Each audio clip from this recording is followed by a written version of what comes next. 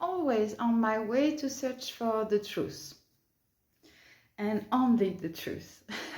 Because we have so much information, we have so much knowledge about everything that it's quite hard to pinpoint what is real, what is not real, what is a twisted tale, and what is the truth. So I read a lot of books, not because I want to apply it for my life, but more to understand what was happening to me. So maybe I can search for some answers in those books. That's why I was reading them, not in the other way around. So I came from this book that calls the Kybalion, and it's a ancient book before the Bible, before the Torah, before all of that. It was from the Kemet in Egypt. So it was the thought of thoughts, the god thoughts, and it was declined in the Greek mythology like Hermes, the god Hermes, and everywhere in the world there are some similarity within that teaching of the law of the universe, and you can see it in different countries around the world. So why I'm talking to you about that? What's the point? I understand that I was part of a ritual to siphon my energy, to be a sacrifice for someone else. And for the longest, I didn't understand who I am and what's about energy. What's all about that? And the more I grew up, the more I understand, and the more I searched, the more I found. And when I came upon this book, the Kybalion, and the 7 principles, the hermetical principles, I understand how dark magic works.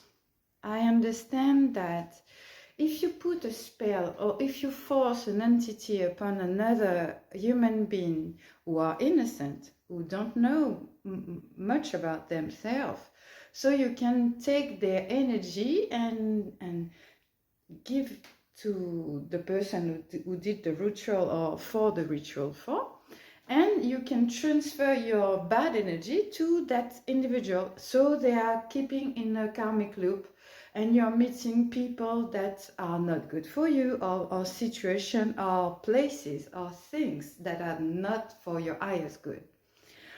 So when I look back upon my life, I say, there's a lot of things that was not for my highest good. So what can I do about it? Just accept it. I have to accept it, and I have to take my responsibility to heal from what had happened to me. And I did it quite with faith, because I truly think that was deserving of love, because I knew instinctively that I came from light, that we are all coming from light, but people around us does not have the same energy or willingness to heal, because it serves their interest to control and to manipulate others. So there's a polarity here. There's a duality between the good and the bad. So it's part of the law.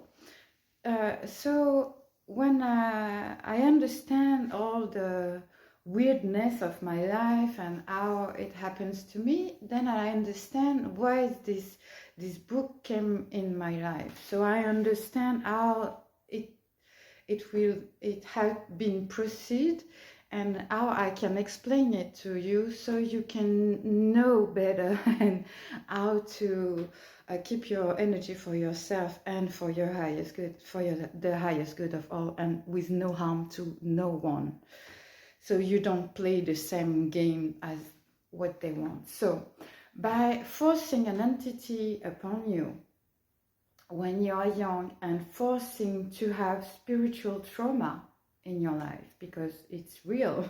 You know, when you are the most weak physically, it's when you're sleeping, because you're not aware of what is happening, and there's so much that those who do those rituals knows about how it works, so they don't tell you the truth. They want to keep you in sleep mode. That's it.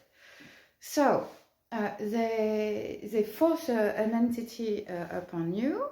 So the law of as above so below, as below so above apply, because you're not aware of the energy of the entity that was put in you, and in particularly your emotional body and your mental body, that the ones that the two keys of it, and linked to your physical body, because you have to be in pain. So the more in pain you are, the more they can take from you, and they can take your life force to control you, and to put you in a place where you are sad, angry, depressed, anxious, or you feel powerless, you feel like it's your fault, you feel shame, you feel guilt. Everything that they are doing are putting upon you. That's the crazy part of it, how much it works.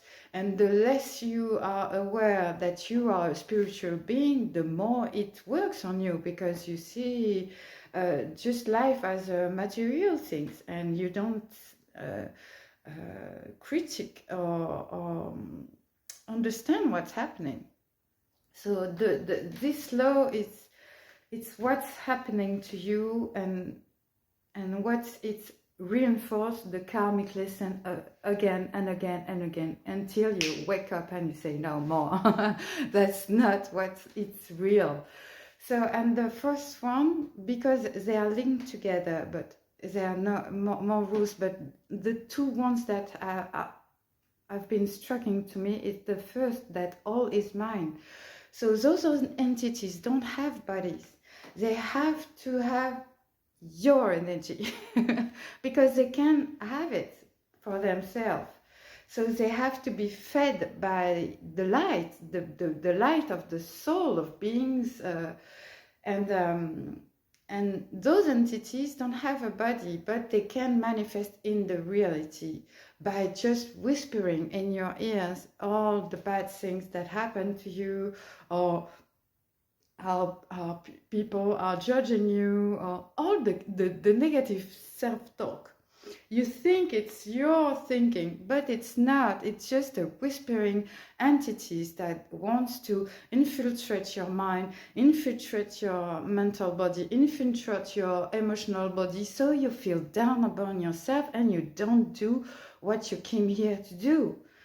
To strive in joy, in peace, in knowing that you are loved and accepted by the God source energy, by all that supports your health, your joy, your peace, your health, your mental health, your emotional health, all the growth that is available to you. If you are not aware, that's what is happening.